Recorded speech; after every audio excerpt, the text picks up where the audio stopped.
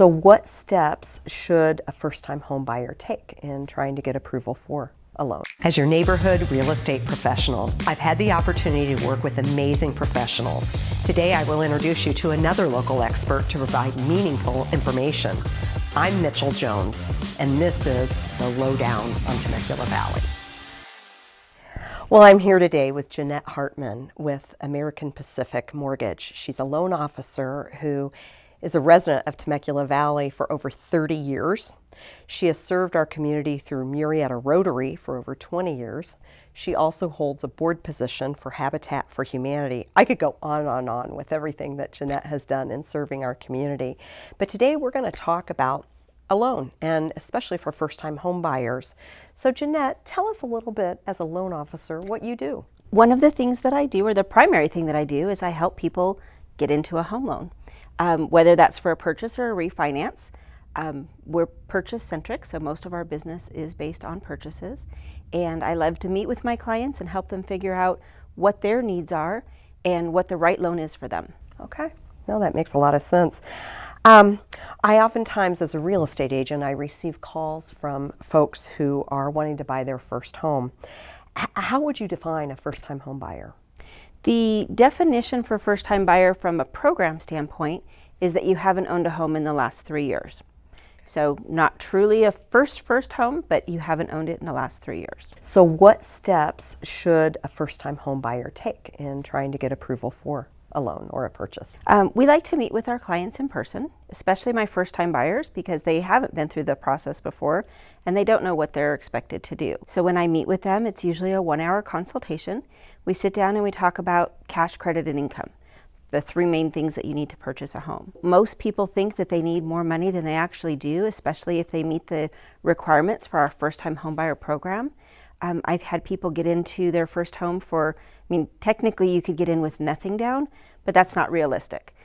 In this area with our price points, people need to have $5,000 to $10,000 available, and then they're able to get into that first home. So we hear a lot about credit scores, and what if someone has a low credit score or a credit score that would prevent them from getting a first-time home? What steps could they take to get to that place? So that's one of the things we review when we talk with them, is we do pull credit. I will tell you that the credit score that we use is different than Credit Karma or what they see on what they're pulling from their own credit. So we have to go off a mortgage FICO score. We go off the middle of the 3 scores. And for my first-time homebuyer program, we need a 640 FICO. Okay. So when we pull credit, our credit report tells us, hey, you have the potential to get to this FICO. And it's not a credit repair program, but it will look at their accounts that they can pay down, balances that they could pay down. Sometimes it'll ask them to get deleted from an authorized user account. Sometimes it'll tell them, hey, go charge $10 on this account. But we don't do credit repair. So if they need more help than that, we would refer them to somebody who does do credit repair. Okay. Well, what I really like about your model is the fact that you're local and they're not working with those big companies over the internet, and they really don't have any personalized service. They can actually come in and meet with you. I've heard about, through the years in our relationship, I've heard about your home club. Would you like to elaborate on that a little bit for our audience today? So when we meet with a client, we review their cash, credit, and income, like I said. If they qualify to go buy a house right away, we'll let them know. Okay. You're good to go. Here's your maximum purchase price. I always talk with my clients about what's their maximum comfort level, and then I also tell them what their maximum purchase price is, because I don't want people to think, if they're telling me, I'm comfortable with this payment and it gets them to $380, I want them to know if they can go to $400, or go to $450. I want them to know what their maximum that we qualify for them is. If they don't meet the requirements right away, we'll give them a plan.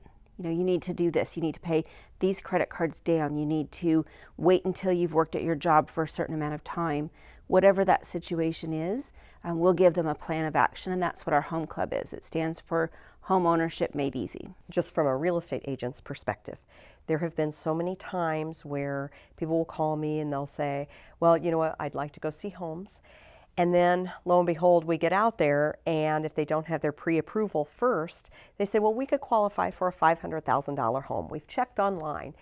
And then lo and behold, they find the home they want to write an offer. They don't have that pre-approval letter handy or prepared because they haven't met with the loan officer yet.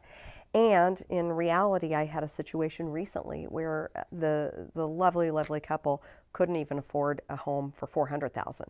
Now, did we find them what they needed? Yes, but we had to take a few steps back first. So the last thing as agents we want to see is finding that right home for someone, and then they're not prepared. They haven't met with that loan officer, had that conversation, or they're not really sure what exactly they could qualify for. So it's nice knowing that we have a resource. And is there anything else that you'd like to share with us today, Janette? I mean, you're such a wealth of knowledge. We're so fortunate to have you here. I'd just like to reiterate what you said, Mitchell, because that's really important. The first step really should be meeting with a lender, because you want to make sure that the houses that you're seeing first are the ones you're qualified for. Otherwise, you're showing them that $500,000 house, they don't qualify for it. Now they're going out there and they're comparing everything to that house they couldn't get. And the difference between a local lender and an online lender, one of the biggest differences in our valley is our property taxes. So it's really important to work with an agent that understands the tax basis is different in the communities, but the lenders as well, because as a lender and the online lenders, they will use 1.25% for property taxes, and that doesn't work in our valley. Wow. Yeah. No, I think that is great. Well, you have done a super job sharing this information with us, and I just look forward to even more transactions with you. You get the job done, you get it done on time, and you get it done very positively and professionally, and we're very, very fortunate to have you and your talent in this valley. Thank you, Janette. Thanks, Mitchell.